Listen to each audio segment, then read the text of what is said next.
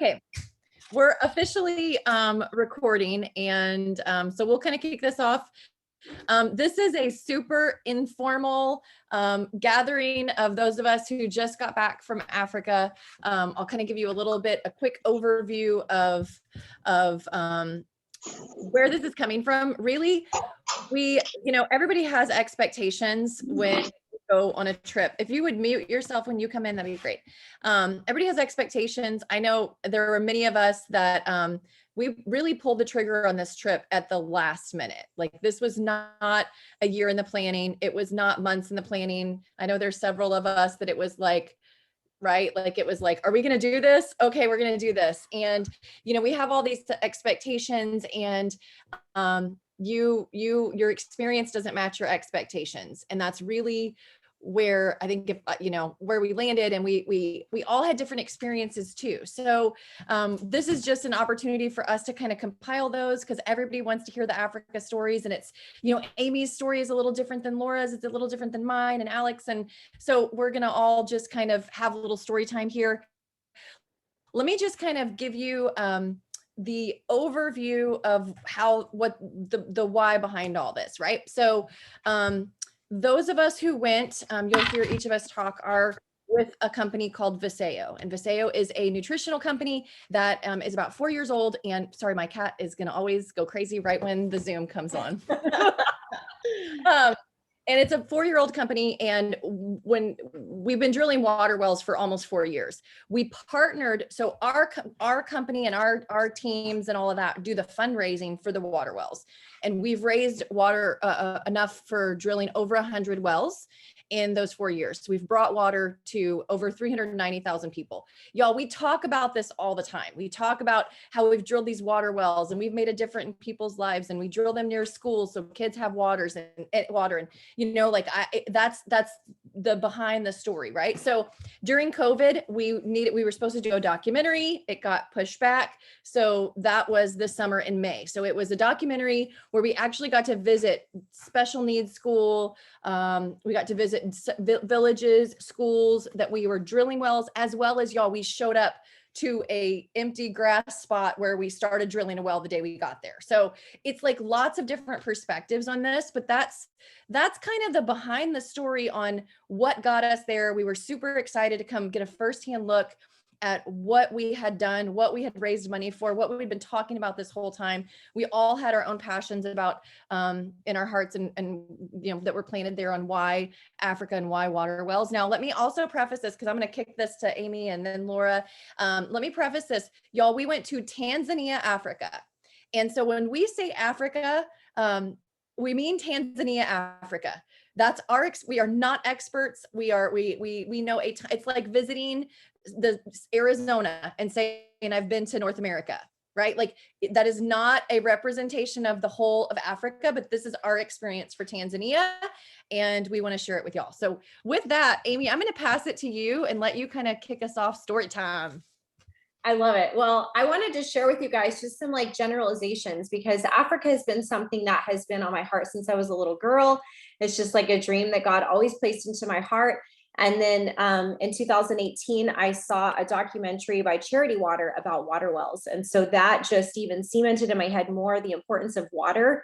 And you think about when you wake up in the morning, what's the very first thing you think of other than I have to pee? You're like, I'm really thirsty. And imagine if you couldn't go to a tap and you couldn't just get water, and you had to go forage for water, whether that's a creek or you have to go somewhere. And so it was amazing then to finally have all of my dreams and big goals to kind of come together in fruition with this one particular trip. So if you're kind of like looking at this, searching and wondering if this is for me, so I'm hoping that maybe some of the things we shared tonight will kind of give you even more guidance and excitement, and put some of those little seeds and sprout them in your own heart.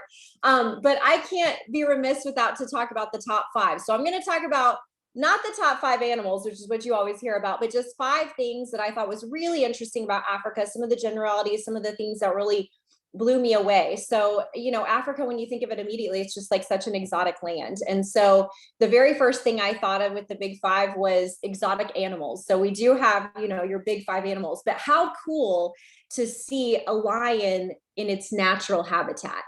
not in a zoo with the bars or not on National Geographic, but like just walked by your Jeep.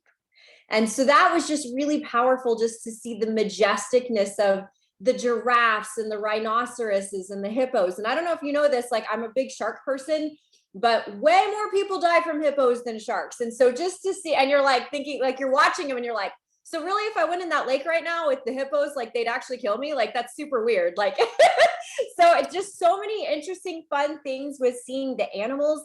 And if you do go with us, that's one of the things that we do make the time to do, because it would be really weird for you to go to Africa and not to get to do some safari. So we did 2 days of safari, and I'm sure we'll do something kind of similar with the trip.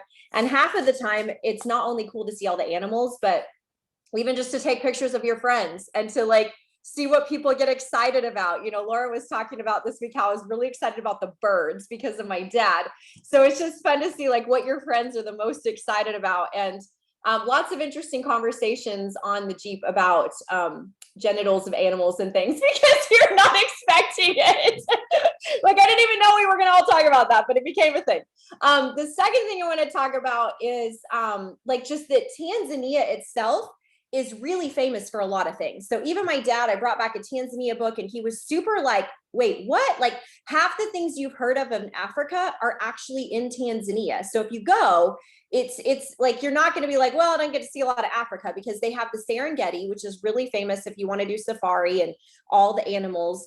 There's Mount Kilimanjaro, which I have friends that have climbed Mount Everest, and that other big one is Kilimanjaro. So that is right there. Zanzibar is this really cool coastal city that not only is beautiful and kind of like upper class in some ways, but also has all this history. In fact, Shana will probably talk a little bit about that a little bit, but that is something that's really interesting as well. Then you have the Maasai people. And whether or not you've heard of the Maasai people, they're kind of famous. Like in all of Africa, I took 2 different anthropology classes specifically on Africa, and we learned about all the different tribes. But the biggest one that everybody's always excited about is the Maasai people. And the reason why is because they're warriors, and they're really tall, thin people. They always show them in the middle of the desert wearing these really bright red colors. And one of the things they had to do back in the day, when a guy became of age, is he had to go out by himself and go kill a lion to prove his manhood. So like they're intense. They're like they're like the Spartans of Africa. So it was really cool. We got to meet them as well and take pictures with them and talk with them. And Shanna even has a relationship with like a friendship with somebody that is from the Maasai tribe now. So and then the third point I wanted to talk about is the people. The people are amazing. I was telling this to Shanna that I didn't realize how British we are and how English we are as Americans until I hung out with African people. Because, you know, like when you think of Britons, you think of them as like, they kind of like keep their emotions close, and, you know, they're very proper. And I didn't really think of us like as Americans. I always think of us as brash and, you know, like kind of like loud or whatever. But when you're around African people, they hold their emotions out there, like not just on their sleeve. Like I can have an African stand next to me and I can feel their emotional energy. And very few people in America, when you're like, if you don't actually see them out of the corner of your eye, do you feel them?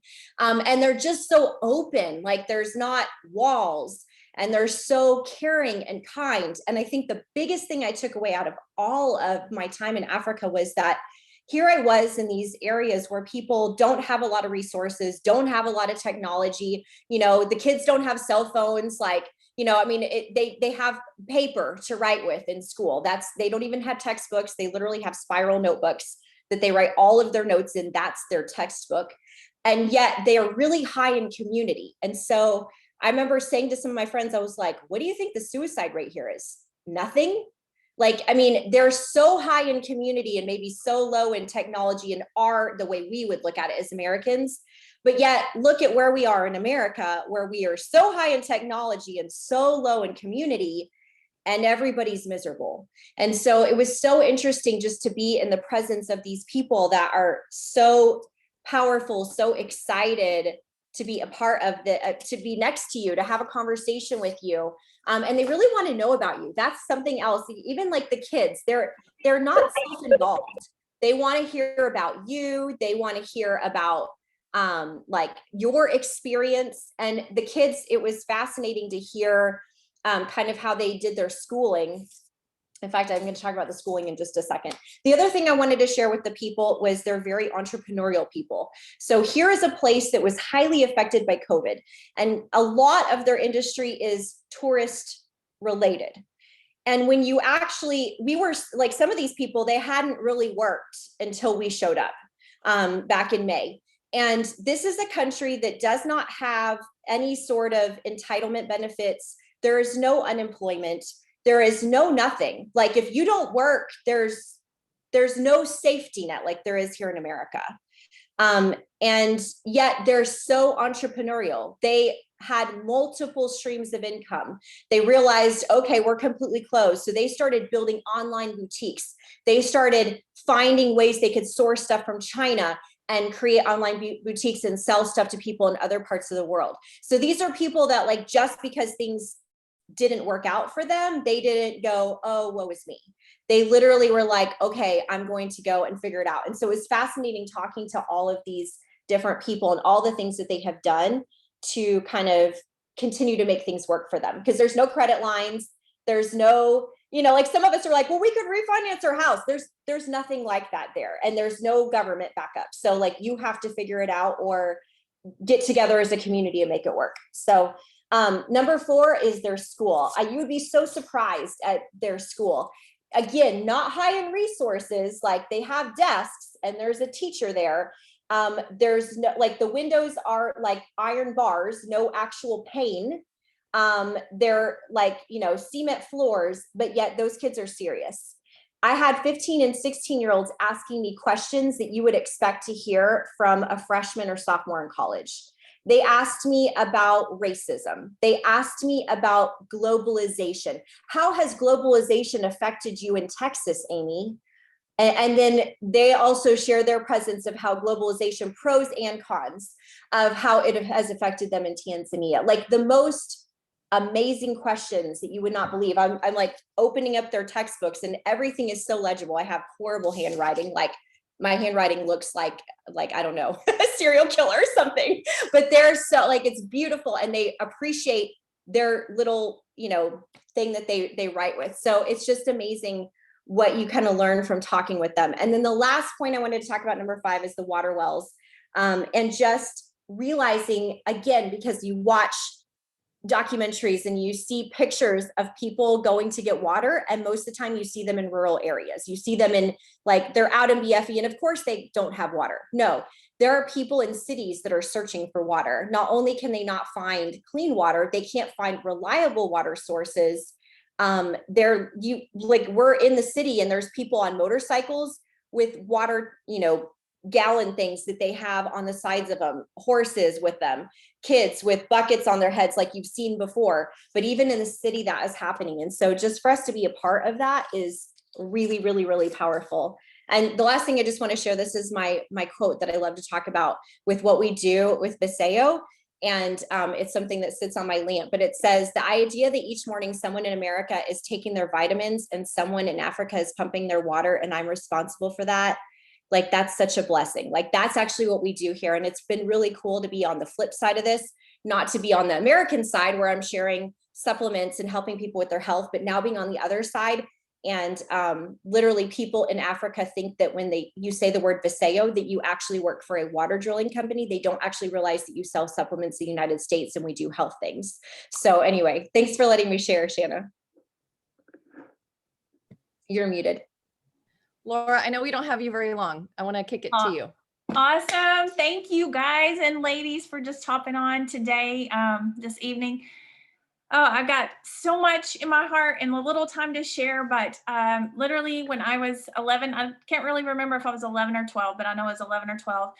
God just placed a dream in my heart to go to Africa and to help the African people. And so 35 years later, with Viseo, I've been able to see that dream come to pass, and it's just been the biggest, greatest blessing of my life. So there's just a few things really that I want to share. I don't know the impact. I really was, I guess, naive, maybe is the right word, or I just had a limited understanding on the impact that water wells really have. I knew when people got fresh, clean water that the illnesses, so many people die from all these different waterborne illnesses, and just that solved that problem. But we learned just the greater impact that these water wells are making. We learned that, domestic abuse, domestic violence goes down. Teenage pregnancy goes down. Jobs, that our drill team, and how much of an honor it is for them to be on the drill team. These men work like 16 hours a day with this hand crank well, and they go after it and they keep going because they know the importance, just the ingenuity of Hearts and Hands, and the way that they get water from one place to another if they can't get a well through and that rock. It was absolutely mind-blowing, honestly, to just see the impact that water has, and that we get to be a part of that was just, that was just kind of the icing on the cake. Kind of like Amy said, we're over here doing that, and that is literally saving lives over there. And for us to see that firsthand was amazing. One of the main things I think that was so beautiful for me to witness as well was just how God really worked in and through our team, and how he placed different needs on different people's hearts. The need is just, there's need everywhere. And there's need here, but it was amazing to me how God used, and I'm sure I don't want to steal everybody's thunder and like talk about what they're going to talk about, but God used Shanna to help with uniforms. And then we were able to get desks, and then we were able to, get a roof for this lady named Martha that is just, she's the Mother Teresa of Africa is what I called her, because she is just absolutely, she has 20 special needs children, and she has taken them in and she gives them skills. And that was literally the most impactful thing for me. So it's really, I don't know if you're considering going, but if you absolutely have any possibility that you can, I would say get on that plane and go. It's life-changing. Whether you are a part of our company or not, just to be able to go over there and experience a different culture. The people are absolutely beautiful, as Amy said. I've been in Mexico and Hungary and Romania and different places, and it's amazing to me. The need is the same, or the socioeconomic, the poverty is the same in all the places, but it was so different in Tanzania, the joy that they had. There wasn't this heaviness, that they were joyful, and they were always pole, like slow down. And I think that's one of the biggest things that I brought back here to America, is just, we can just chill. You know what? God's got it. It's going to be okay. They truly, truly depend on the Lord for their daily bread. And anyway, if you can go, you need to go. Please keep supporting us as we keep supporting them. 80% of Hearts and Hands funds come from Viseo, so that's huge. And it's really literally why I do what I do. So thanks for listening. I can't wait to hear everybody else's stories, because it was amazing. I can't wait for the next story time and to see some of y'all on here. So thank you. I love it. Thank you, Laura, for sharing. I'm gonna chime in on a little bit on this. Okay, when we talk about the water wells, like, I want y'all to get a perspective. So if you've obviously found this Zoom, so you've seen probably one of us share videos or stories or something already on Facebook. Imagine walking out into a dirt field where hundreds of children with smiling faces are running at you as fast as they can. And they just want to touch you, be near you, ask you questions, tell you their name. They like just have all the things, like just whew, right.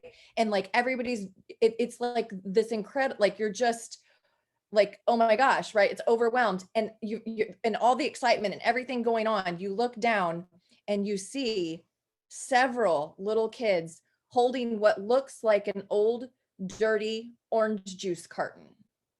Okay. That is their water bucket.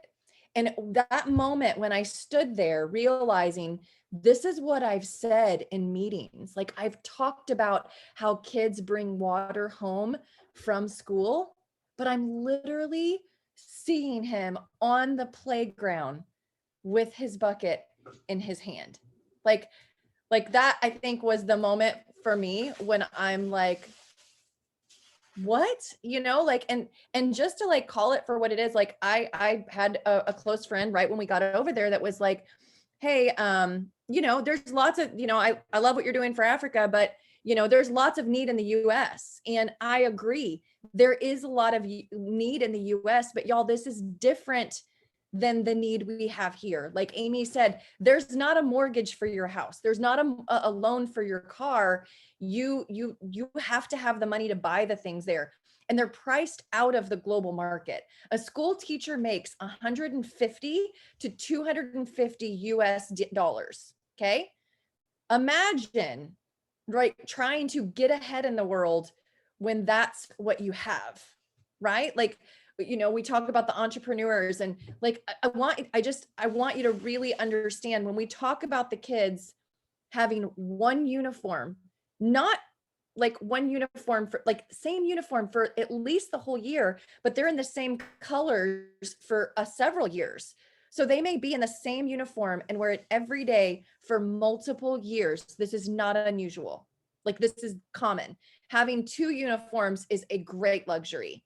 And, which I want to pass and hear other stories, but when I had a young woman walk up to me and I want to really paint this picture for you, because for a girl to walk up to me very directly, this is not like, it took a lot of bravery. Does this make like, this is not, their personalities aren't like get up in your face and like, it's not like that. It's very respectful. The first thing she asked me was, do you have any children? And I said, no. So she was wanting to honor that if I had children of my own that needed to be taken care of, I don't know that she would have asked me, but she asked help with her school fees. So Laura didn't talk about that. She let me know. And this is when we learned their school is free. They have to be able to afford a uniform and their food for the year. A full uniform with shoes is about $45 US. And think about that if a parent's making $150 and you have multiple kids in school, right? And then their food fees are about $45 for the year as well. Okay. So imagine, it's like we talked about education, girls specifically, if a family can't afford multiple uniforms, then they have to pick which kids go to school. Right. And I will say, Tanzania specifically has improved so much. It wasn't that long ago that even secondary schools, it wasn't as much of a given as it is now. But so when this young girl asks me to help with their school fees, and then I like realize how cheap it is, it's $20 because she only owes half of the bill. And I ask her what else she needs. Y'all, she didn't ask me for anything. She asked me for sanitary pads, which I now know that if she doesn't have sanitary pads, she doesn't go to school. And if you don't go to school, you can't do well in the exit tests. And exit tests are where they decide who gets to go to be doctors, who gets to, like, the upper education's paid for, but it's entirely upon how they test out. So, it's why we became, the whole group of us basically just took our money bags and we're like, how many uniforms buy? We threw our money down. We asked for donations back home, and y'all, we got uniforms for over 25 kids. Some of them are just pants and some of them are just shoes and some of them were the whole get up. And it's incredible because if you just think about, that. And anyway, so when we go back in August, one of the first things we're doing is buying laundry soap, body soap, and sanitary pads and getting them to the teacher that we have in contact there, because that's a great need. So that's my little story. Who wants to share next? Alex, Megan? Yeah, we just pulled up to the house. Just you want to give you a minute? Yeah. Give me like 2 minutes. Yeah. Yeah, cool. I could also talk a little bit more about what Laura Nelms shared about the special needs children. So something you need to realize that in their culture, a special needs child is, especially when you get into the villages, it's believed that that child has a curse, and it's a curse upon the family.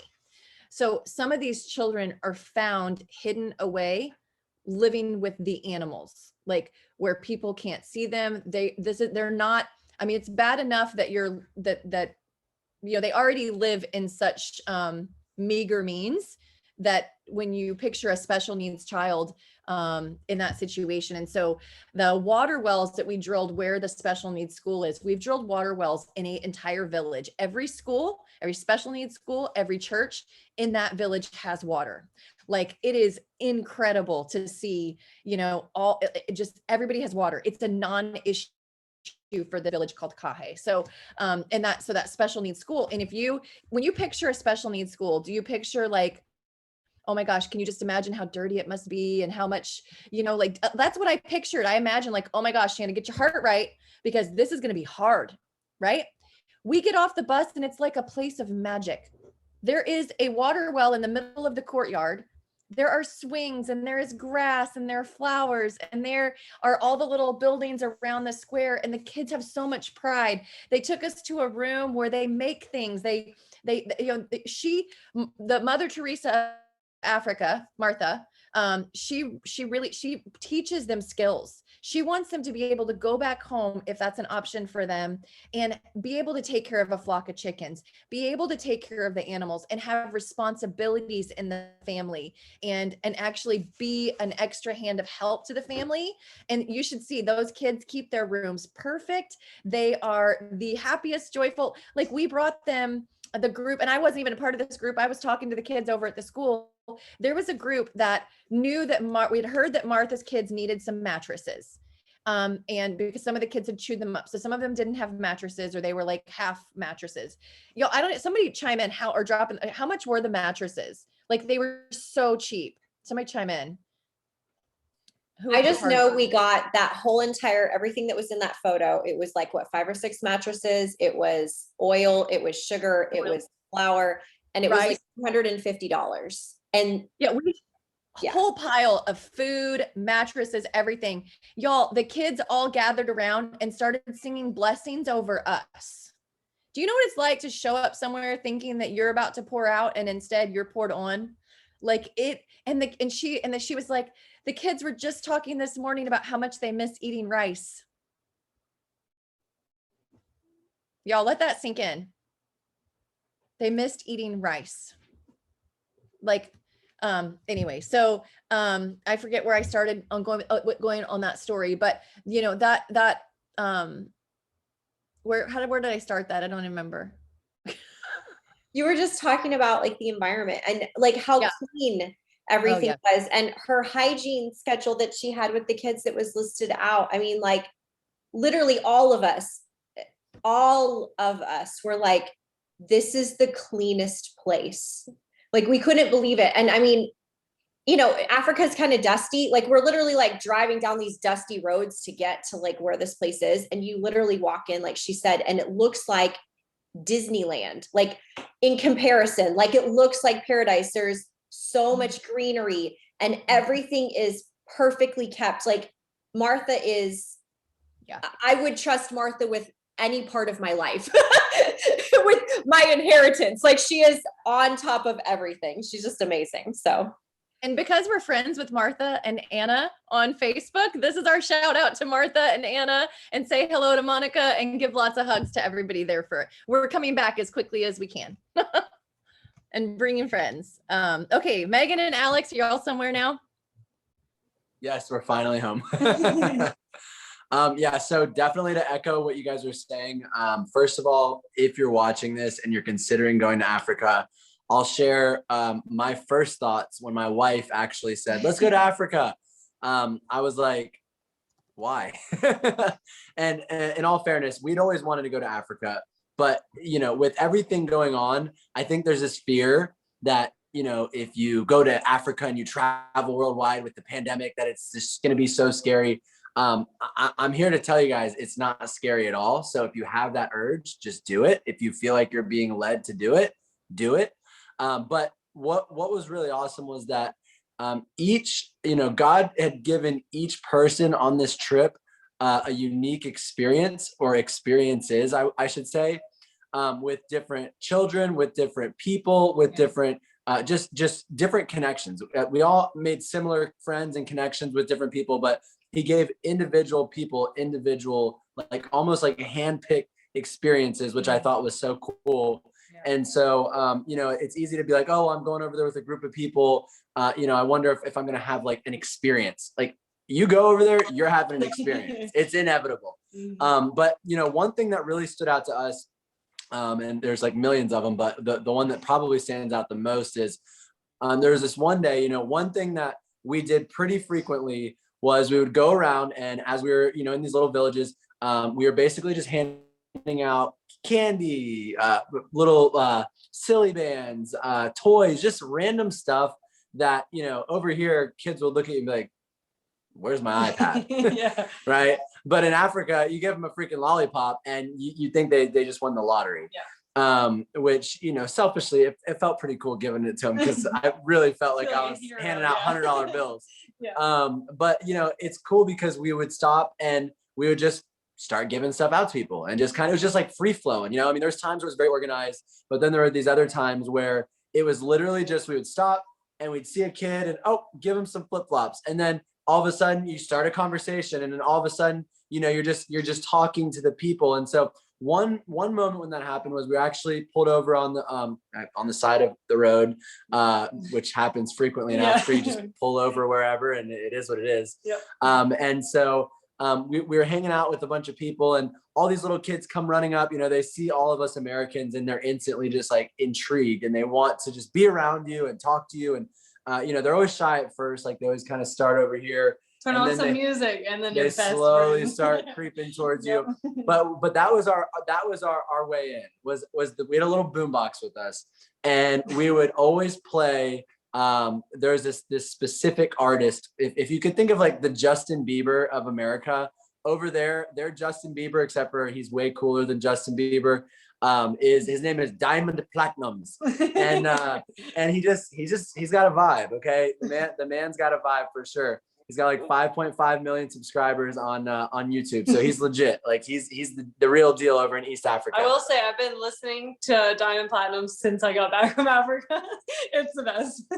So, you know, this one day we're just dancing with the kids, and this was actually Amy. You probably remember this. Amy made a couple little friends that day too that had stolen her heart. And there's this one girl that, for whatever reason, God had just highlighted specifically to my wife and I.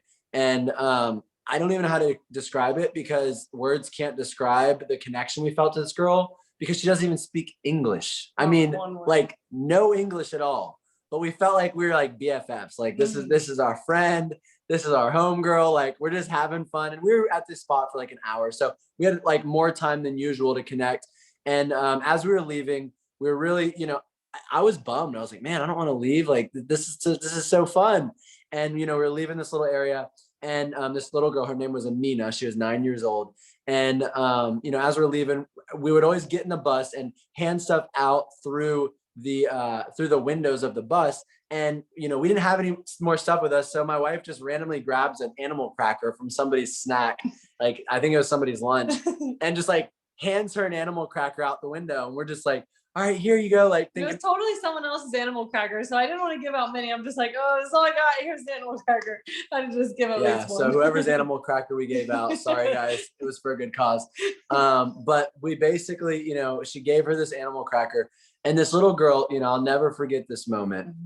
You know, she takes this animal cracker and she just breaks off the legs. She breaks off the head. She breaks it off into like 5 little pieces, and she just starts handing it out to the people around her. The pieces were this big, tiny pieces of animal cracker. And in this moment, like it was almost like it was undescribable, because you know, an hour earlier when we had water bottles that were being given out to like our group, I grabbed an extra one because I'm like, man, I'm gonna get thirsty later. And I'm just like, wait, like I'm so selfish.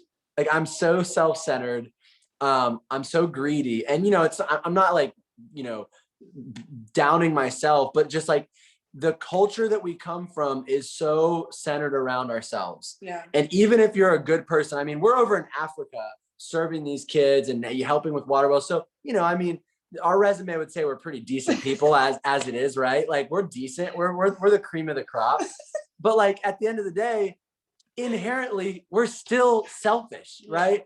And I mean, I get it. Like we're all sinners. We're all humans. But what it made me realize was at this moment, I realized I was like, man, this 9-year-old girl is teaching me a lesson in life. Like not just like, oh, that was sweet. But like in that moment, like she taught me a lesson and the girl didn't even speak English. Yeah. So if you can communicate, if God can use other human beings, a child, to communicate through me and show me something. So then my wife, I'm like, babe, give her more animal crackers. So Megan grabs like a handful Literally again. as many as I could and just shove them out the window. I'm like, here, take them all. Literally anything I have on me. So she gives her the animal crackers. And of course, what do you think she does? She hands out all the animal crackers, doesn't take one for herself. And, going back to what you said earlier, I think multiple people said it, but I believe actually everyone's probably said it at this point. The community and the culture in Tanzania is, it's like the big umbrella is like Tanzania. They're all Tanzanians first. Yeah. And then under that, they have their villages, their religion, their socioeconomic background. Like they aren't divided by like where they come from, what God they serve. They're not divided by really much, honestly. Like I didn't see much, the most probably divisive situation I saw was the soccer championship. Because, sports are sports. But back to the story. So as we're driving away, I'm just like, I just could not get this girl off my mind. And my wife, we both were just like, why did God just give us this experience? And, it was crazy. After we left there, we actually went to a church, this random church. Nobody was there, where we had built a well, and I went upstairs in this church. I was just sitting there by myself and I was praying and just thanking God and just wondering like, what does this mean? Like, why did you show this to me? And I didn't really get much clarity, but for some reason she just stayed on our heart. So the next day we found someone, one of our friends who works with the drill team. His name is Hamad. And I said, hey man, actually Abdul is the one, his brother. I said, hey man, you need to find this girl. We couldn't stop thinking about her. We couldn't stop talking about her. She was just on our hearts. And we had met, probably this entire trip, we probably met 2,500 kids. We met so many kids. So it's not like we didn't meet kids or this was the only kid we met. There were kids everywhere, but for some reason. So fast forward, Hamad goes into town and just with a picture and a name finds this girl, doesn't even know who she is. The same day, again, they're so resourceful over there. Like they get things done.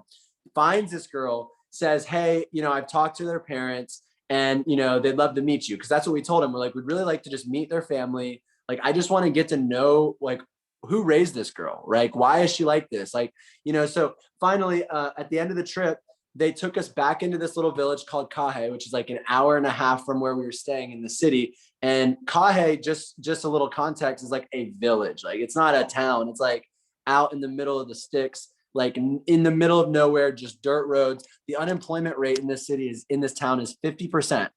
50% unemployment in this little area. So we went and we went back to go meet this family. And I asked our contact, Hamad, I said, what does this, like, how can we bless this girl? What does this girl really need? And, he said, look, if you ask the family, they're probably going to say to buy them a motorcycle or buy them a new house or something that's immediate, right? Because, when you're living in a village and you're that poor, you're thinking, what is right in front of me? What's the most immediate need? He said, if you really want to invest in this child, he said, you have to send her to private school. And, the more that we learned about the way that the system works over there, if you don't know how to speak fluent English, your opportunities are very slim. You basically stay doing what your family does. So if your family is a farmer and you don't speak really good English, you're going to be a farmer.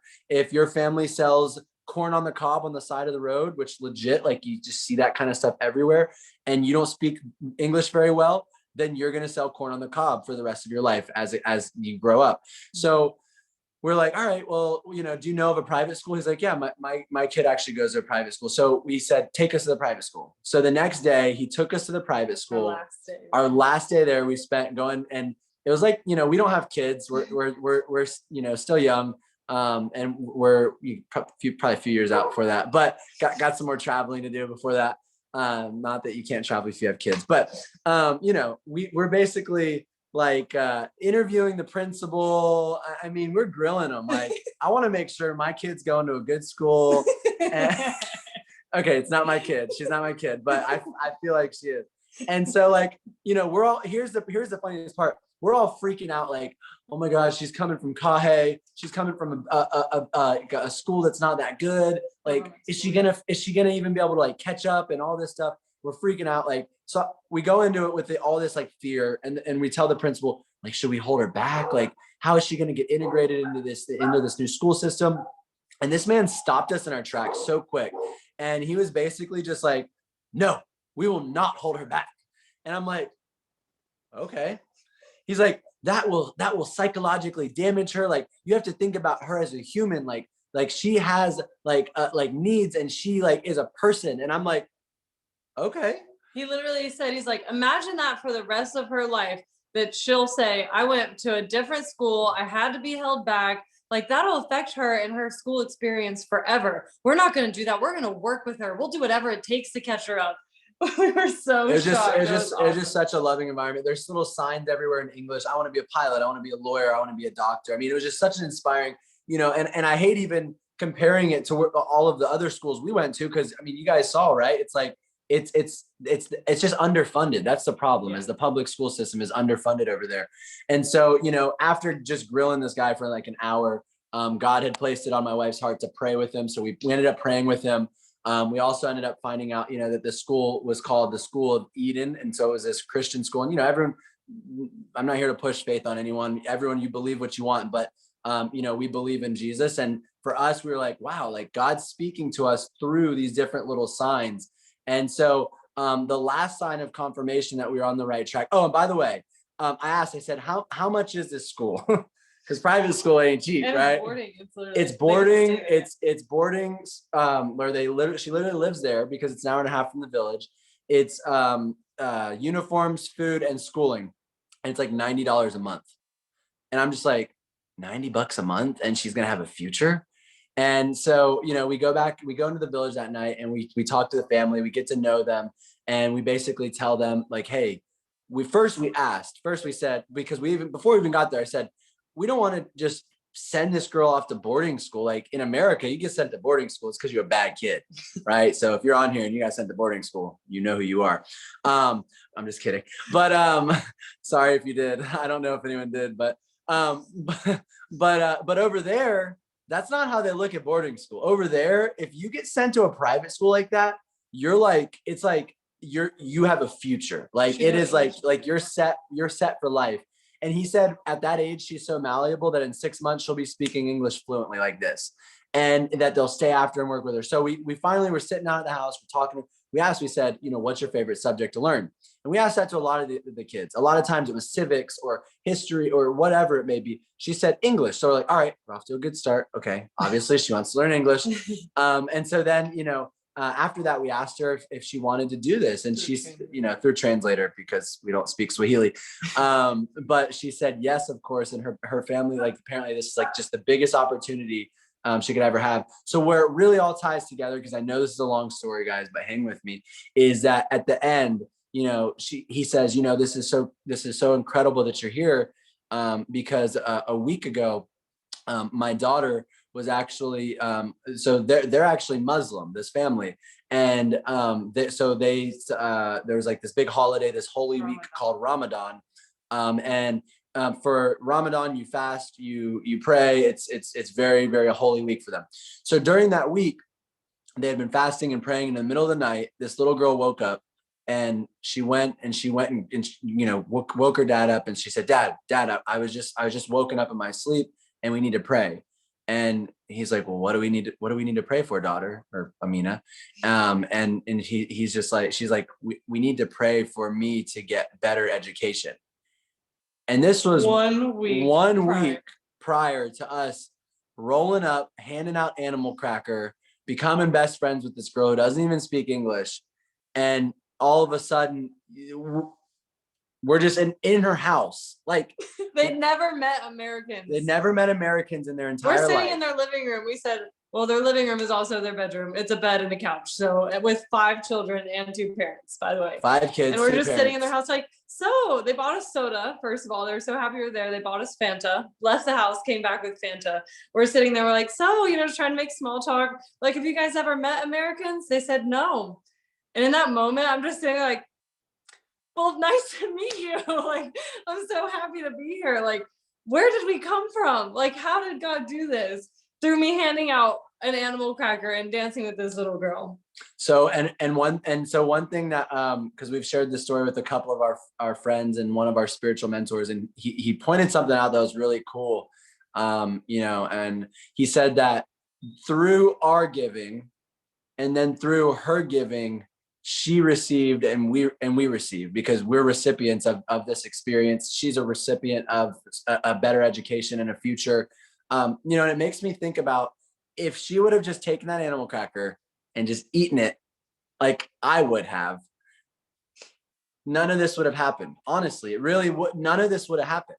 Right. So, you know, I think the one thing that I took from this is the little things that we do when we think that nobody's watching. Like that girl, she didn't break that animal cracker thinking like, I'm going to school. She had no idea. Like this girl had no clue that we were going to then basically find her, come to her little village, sit in her house, drink Fanta with her family with like in this little like hut basically, and then say, hey, you want to go to private school? So, you know, it just goes to show that, you know, when we help others, like the Lord provides for us, right? And this girl, like, she doesn't even have the same faith as us, right? But I believe that God spoke to her, even though she doesn't have the same faith. I do believe that God spoke to her through that dream that she had that night, and then used us based off of our faith in just chasing this entire thing down, basically this entire experience, and finding this girl and meeting her family and having that desire for more. You know, overall is just a huge blessing. So sorry for talking so long. But yeah. I hadn't heard the story. So because that must have happened after y'all went the hike. And so y'all had one more day.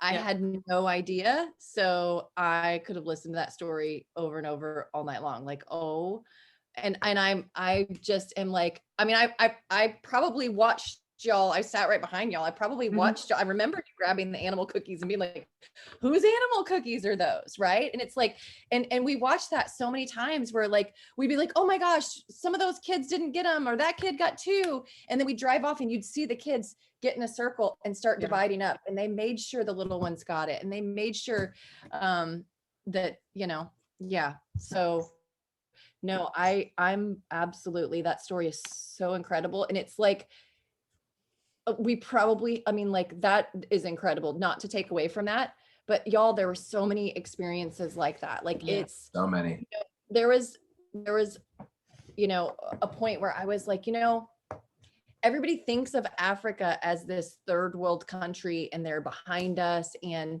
great need. And, you know, we're like, I don't want to use the word superior, but I think that's how we think. If you're first world, you're superior. If you're third world, you're not. And I would say every single one of us would agree that we went there expecting to help the less fortunate, and found out we were the less fortunate. Yeah, we are. And Africa, like, I just felt like, you know, Tanzania, obviously it was our experience. I remember thinking, I think my prayers are louder here. Like, I think that this is not a place that God has neglected. I feel like it's a place that God has kept very, very dear and close to him. That's how it felt. Like, I don't know how, I wish I had a more poetic way of explaining that, but it was, you just feel like people are full of joy, and you experience Jesus. And, you know, Amy, I know you said this over and over. They have connection, right? What did you, high community and low technology, and we have high technology and low community. And I remember when we were there, the thing you actually said is, you said, I feel like God has protected them. You felt like they were protected. And we were even talking about like, yeah, water's important, but do we even need to have them have electricity? Like, would that actually make their life better now that we're seeing like things in a totally different light? We're like, maybe not. Yeah. I want to honor everybody's time. And so like, I want to touch on a couple things. If you're watching this on the playback or you're watching us live, to know exactly what it is you can do. So obviously, so you don't have to be a part of our company. The water well company is called Hearts and Hands for Humanity. Great organization. So when we said we want to come right back, we want to do this again. We want to bring more people. We want to go back and revisit the school. We want to do more stuff there. We want to, drill more water wells, all of that. They were like, great. They put together a trip for us in August. That was not on their books, but they said, hey, y'all want to do one? We'll do one. So that organization is phenomenal. So first and foremost, you can go with us to Africa. Okay. You can do that. If you want the information, reach out to however you found this and we'll get you that information. We're going in August. There will be multiple trips now, going in the future. And I say go because for you, your entire world value system, everything will change and it will affect you in such a great way. Right. And so, but it also, just like every one of us were led to be used by God in different ways. I have no idea what he's going to lead you to. I mean, I have no idea what you're going to see that we didn't see. Right. And so I can't wait to see how the people that go over are going to be used and fired up and what the Lord's going to do with them. The other thing that you can do is obviously make a donation to Hearts and Hands for Humanity. They always need donations. That drill team is, they have jobs that we drill by hand. This is really powerful. We have 2 other drill teams that we could put on the ground right now if we had more funds, right? So water well money, raising money is always an issue. So you can donate to that. You can also, you've heard us talk about other things, right? So we're going to continue doing stuff with uniforms. The next group that we're going over in August, I think we're going to get to donate. They're sending containers of books because like Amy said, the classrooms don't have books. The kids have their notebook and they write everything the teacher says, and that becomes their textbook. So being able to get books over there, but y'all, there's that. You can obviously donate to uniforms. You can, there's a million ways. So if there's something here, we didn't even talk about the orphanage, guys. Y'all, the orphanage, I want to kind of end here and touch on a couple things because I don't want you to not know about the orphanage. So the orphanage, Doreen and y'all, I can't remember her husband's name. Somebody chime in because I feel terrible. I'm terrible at names, but okay. So they're a couple out of Texas. She was raised in the orphanage system and didn't have a great experience. And so she has been called into creating the orphanage. And I literally told her that I was like, you can tell that this orphanage was the one that you dreamed that you had been to.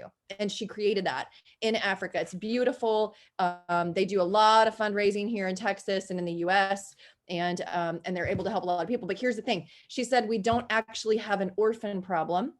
We don't have a baby problem. We have a women in poverty problem. We have women who can't get education, who can't get jobs. So I want you to think about some of these repercussions. Like if a family can only afford one child to go to school, is it the girl? No, it's not. If they can't afford uniforms for everybody, who's the one that suffers? If a girl menstruates and doesn't have what she needs and can't go to school, right? So there's all these things. So there is a great education gap on women. You also, I don't know a ton about the Maasai tribe, but I'll tell you what we learned there. They still do practice female genital mutilation, and they also still do multiple marriages. I think they can be married 49 times. So that we went to a church where that is partnered with the orphanage. And there were about, I want to say, were there 30, 40, maybe even 50 girls that had run away from the Maasai village. They're all teenagers, 12, 13, 14, who had run away because they were in forced marriages. They were somebody's 10th, 5th whatever wife, and to older men. And so, and they weren't going to go to school and they don't get good health care. And so not only does this orphanage take care of these babies, but they have, they partner with these women to get them set up for businesses. They train these women, they're giving them, I know Laura had a great conversation and being a part of where they're actually trying to do some training with the women who, so they get better care at birth, better medical care. They're basically training midwives to get out into the villages. And so there's just so many places, you know, I have a great passion for women being able to earn an income. And so I definitely will be working with Doreen to see what we can do. You know, we met really great people, Shakuru, he took such good care of us. He started as a bus driver and ended up being one of our dear friends. In fact, when we left, we didn't have enough time to get the uniforms done. Y'all, Shakuru did it. We were like, how do we get these kids fitted? He had a tailor there the next morning measuring the kids. He worked with another teacher that helped us, Fatima, and they were sending us pictures. Within a week, he had the uniforms to those kids, right? And so he's somebody who has great dreams for other businesses as well. And it's like, I'll give you a story there. Like he's a guide. He's very educated. You have to be educated to be a tour guide, and he could lead tours to Kilimanjaro. And Amy and I were like, well, you know, I think Amy, you're the one that told me. She's like, well, he can't yet because he doesn't have the shoes and the jacket. Like he doesn't have the couple of clothing that you and I would go put it on a credit card if we didn't have it, and go down to REI and get the best boots and you know, the sleeping bags and whatever we needed. And it's just not like that there, right? And so, and then there's Josie and Katie, who y'all are going to hear me talk about them, because you know, when you're making $200-300 a month and they're trying to start a business of photography, y'all, the camera is just expensive for them as it is for us. So it's like the entrepreneurs of Africa are priced out of the world market. Does that make sense? Like they have to come up with the same amount of money for startup costs and businesses as we do, yet they don't have the income, right? And so any extra iPhones, extra iPads, laptops, cameras, camera equipment, anything like that, we can get those to the schools, we can get those to entrepreneurs. So there's lots of things that you have laying around that is of great value that we can load in our suitcases and take back over. So keep your eye out for things like that. Ask your friends for things like that.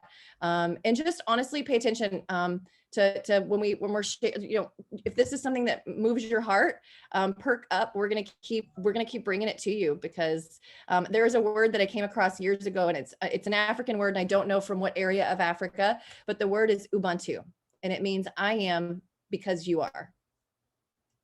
That's it. We are all the same. We're all in this together, and we are as much, you know, once you go to Africa, you do leave your heart there. So yeah, you're going to keep hearing of us. And who, Alex, Megan, Amy, any other words you want to share? I'll just share one more thing. So also the perspective aspect of it that you take back to America. I mean, recently I was having a bad day, and I was being such a victim. Honestly, I was just like, man, my day is sucking so much. And then in that moment, I was like, how do I get myself out of this? And I instantly took myself back to being in this little girl's house where 7 of them live in a room the size of my bedroom. And I was like, what am I even upset about right now? So like, if you're in a season where you're like kind of stuck or negative a lot, go to Africa, come back. It's so easy to realize how much we really have here compared to what they don't have. And I don't say that in a boastful way. I just say that, you know, like her brother, we were talking to him, and he's like, how crazy is it that we're both equal, like we're both equals, that people in Africa and the people here, like humans are humans, like what you were just saying, Shannon, we're all the same. But just because they were born in a different part of the world, they don't have the resources that we have, like water or education, or like simply because of where they're physically birthed. Yeah. Like that's insane. So. Yeah. I mean, 100%. We just, you know, I'm not going to get political, but we live in a country where the USA is in great deficit. We actually don't have money. And yet we keep sending stimulus checks to our economy. So if you're born in the US and your government has no money, we still will send you money so your needs are met. And we have air conditioning, we have electricity, we have water. And because they're in Africa, their country probably doesn't, I don't know this, I don't know what their deficit is. I don't know that they have a deficit, but they don't get to send checks to all of their people and make sure they have what they need. And I just, it's not fair. It's not fair. And it's heartbreaking, really. So yeah, to the person that said what they said to you about we've got enough needed in the US, 100%. There's so much need in the US, and we're not neglecting that. And I think if that person's watching, not in a rude way, but like the way I look at it is like Africa is like 25 steps behind like the poorest sector here in the US. Mm-hmm. Like you can be the poorest person here in America, and you're 25 steps ahead of someone who's like middle class or even wealthy over in Africa. So it's not that, we're choosing one or the other, right? Like go where God leads you, whether that's in your own city or in Africa or both, right? But I think that to boil it down, like to Shanna, what you were saying earlier is they're just so, it's like they have, like, I feel like, and maybe this is just my own perspective, but I feel like Africa has just been taken advantage of for so long that they legitimately are like 25 steps behind. So if $20 can give a kid a uniform and bless their life, or $90 a month, for example, in our case, can give a kid an opportunity, or whatever it is, like just don't be selfish. Like just think outside of yourself, because it's so little for us, but it goes so far over there. So far. So, and I say that with love. Yeah. No, I hear it with love. So, Amy, anything else you want to share here at the end? No, I feel like we covered it. I mean, it's awesome. And what I will say is, if you are interested, or someone following us, we're creating a Facebook group so that we'll have more information. We actually are going to create 2 Facebook groups, one for people that are interested in potentially going, and also for people that contribute to uniforms or water wells or whatever, so that we can kind of keep you in the loop without having to like blast it on our social pages all the time. So we don't have to just become the Africa channel. So yeah, we're going to have that, and you'll see this Zoom and several others. Since Laura had to get off early, Laura did an amazing Facebook Live and Zoom yesterday with a ton of her stories as well. So if you wanted to hear more from her, because she's an amazing, powerful speaker, there's more information on what she did as well. So love it. I also want to add one more thing, and that is Alex and Megan have a YouTube channel. So it's the Norcas Nomads, and they've already come out with 2. The first day on the water well, go watch it. You'll see all the kids. Definitely be following them. I know they are working full time, but they're going to keep rolling out content from our trip as well. And we'll share that in the Africa group as well. So you'll have that. So, okay. Well, I appreciate all of you that hopped on and joined us here on the Zoom, as well as all of you that are watching this on Facebook and watching the playback. We love y'all, and we appreciate y'all making a space for us to even share these stories. And if they impact you in any way, please share them with us. Like, that's the most selfish thing, kind of like going back to Africa. I tell people, do not look at me, and I'm sure y'all will all the same. Don't be like, oh, that's so nice of you, Shanna. That's so, how selfless of you. Y'all, it's the most selfish thing I've ever done. I could totally just send money. I totally get that. But it is the being there changes who I am. And I like the Shanna there. I like the Shanna that comes from there, from the people there. And I think y'all will like her too, the more she goes. So, okay. Love y'all. Thank y'all. Thank y'all so much. If anybody has any questions, I'm totally okay. I can hang out a few more minutes if there was anything in specific that y'all had like curious questions about. Just makes me want to get my passport quicker. Yeah. That's what it would do to me. Alex is over there. Do it. He's muted, but I can see what he's doing. Do it. It's in process. I got to make a phone call tomorrow. Yeah. Do it, yeah, Tyler. get the Do ball it. rolling. No time to waste. Yeah. Okay. Well, then we'll wrap it up. Okay. Thank you guys. Y'all have such a good night.